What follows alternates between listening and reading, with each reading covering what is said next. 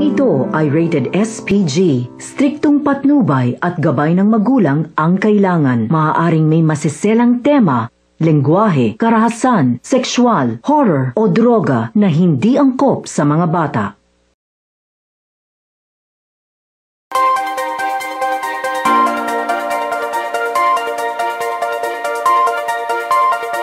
Audio Jungle.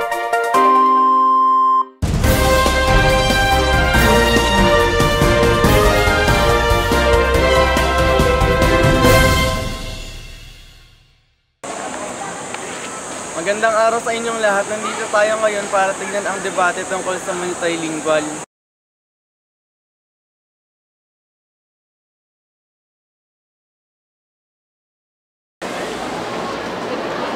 Ano ang multilingual? Ang multilingual ay ang kakayahan ng isang tao na magsalita ng 3 o higit pang wika.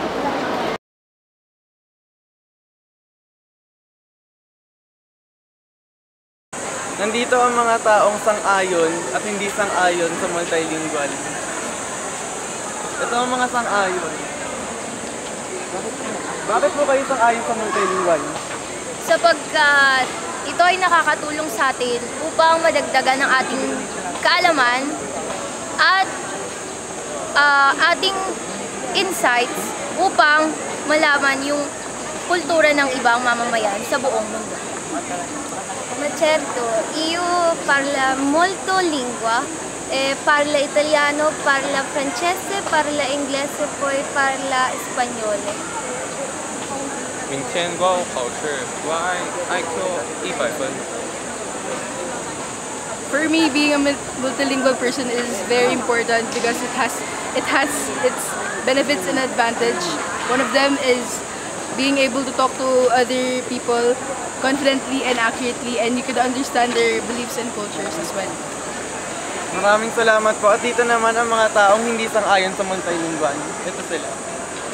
Hindi kami sang-ayon. Kasi nga, nawawala yung dating kultura ng Pilipino dati. Bakit pa tayo maghahanap ng ibang wika? Hindi pa ba kayo sapat sa wika natin? Bakit nga ba natin kailangan maging multilingual? Pilipino tayo.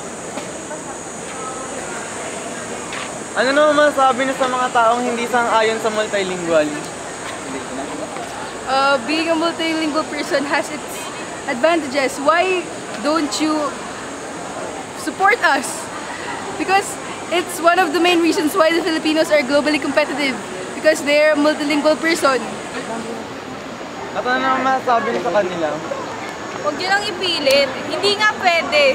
Kaya, ikaw singkit ka, bumalik ka na sa China, ha? Ha?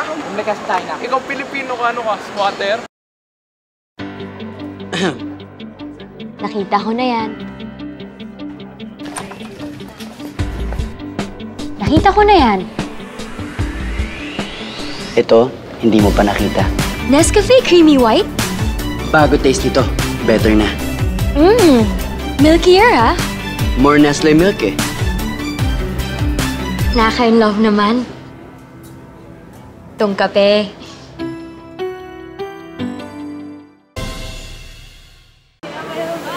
At muli po natin ipapatuloy ang debate. Ano naman ang masasabi niyo sa kanila?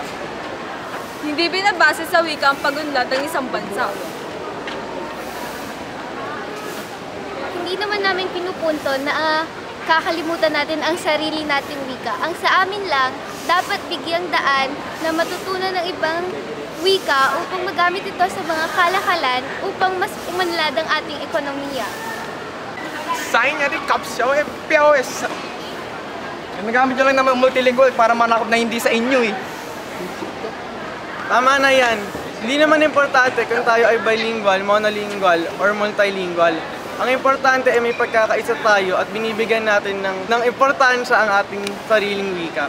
Salamat sa panonood ng aming debate tungkol sa multilingual. Hindi natin kailangan mag-away. Kahit tayo man ay bilingual, monolingual o multilingual. Di ba kakat yun? At muli po natin ipapagpatuloy ang debate. Ano naman sabi niyo sa kanila? Hindi binabase ang wika sa Hindi binabase...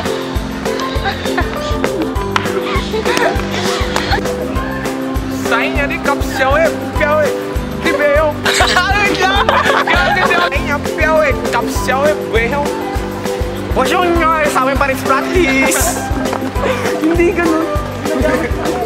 Ulit, last na talaga. Ayan, magbabalik na po tayo.